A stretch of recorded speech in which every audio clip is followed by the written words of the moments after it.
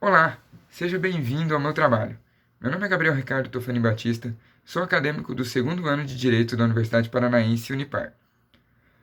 Meu trabalho tem como título Música e Direito, uma análise dos limites do intérprete. Este trabalho recebeu orientação da professora Fernanda Garcia Velasquez e leva em conta o elemento valor da teoria tridimensional do direito. Ou seja, o fato ocorrido deve ser valorado. Entretanto, o intérprete do direito não pode ultrapassar o texto legal, podendo incorrer em direito penal de autor, por exemplo. O papel similar se dá com o intérprete da música, ele não podendo ultrapassar a pauta musical, porém devendo observar os elementos que conferem à música ser música e não apenas um amontoado de notas, como por exemplo a interpretação propriamente dita no que se refere a fortes, pianos, crescendos, decrescendos, um vibrato mais constante, né? Enfim, entre outros elementos integrantes que transformam a escrita pautada em música. No direito, a gente observa o princípio da humanidade.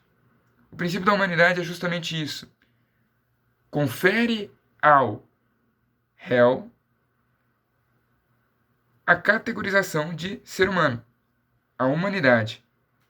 Valora-se aquele indivíduo, valora-se os fatos daquele indivíduo como fatos de um ser humano. Ou seja, concede, através de uma valorização, uma categorização diferente do que um simples sujeito cometedor de delitos, por exemplo. Transforma o sujeito em um ser humano, concede a ele um valor. Literalmente o que acontece na música, que se não tivesse os elementos de valorização, como citei aqui, fortes, pianos, decrescendos e crescendos, se não houvesse esses elementos, seria um simples amontoado de notas. Se não houvesse o princípio da humanidade, por exemplo, o sujeito réu seria apenas um sujeito cometedor de delitos, um sujeito que não tem humanidade. Porém, o valor humano transforma ele e nos faz observá-lo de uma maneira diferente. Porém, deve-se assegurar que o intérprete não ultrapasse o que está estabelecido na lei e o intérprete da música não ultrapasse o que está escrito na pauta musical. Eros Roberto Grau, ex-ministro do STF, definiu a música e o direito num plano similar no que se refere ao papel do intérprete e à interpretação. Abre aspas para o ministro. Ambos são monográficos, isso é, reclamam o intérprete da partitura musical de um lado e o intérprete do texto constitucional ou da lei de outro. O professor Mário Moacir Porto também fez uma frase que nos referencia o mesmo sentido.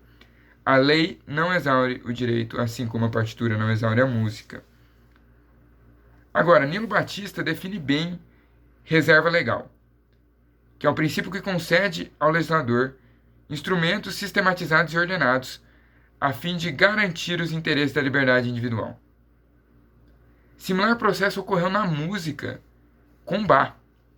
Segundo Max Weber, o temperamento proporcionou à música a liberdade plena para o intérprete. Bach ordenou as notas em um sistema de escalas, conhecidas como temperamento. Tal temperamento é similar ao princípio da reserva legal, que concede ao legislador instrumentos sistematizados e ordenados, assim como, para o musicista, concede um sistema organizado de notas musicais e de escalas. Direito e música, apesar de áreas sem associação, possuem alguns pontos em comum, especialmente no que se refere a pontos valorativos da interpretação. Musicista e juízes têm limites. O primeiro não pode ultrapassar a partitura e o segundo não pode ultrapassar a lei, e caso ocorra, pode acabar tendo um julgamento seletivo e incorrendo no direito penal de autor. Muito obrigado pela atenção, eu desejo a todos um ótimo congresso. Até mais!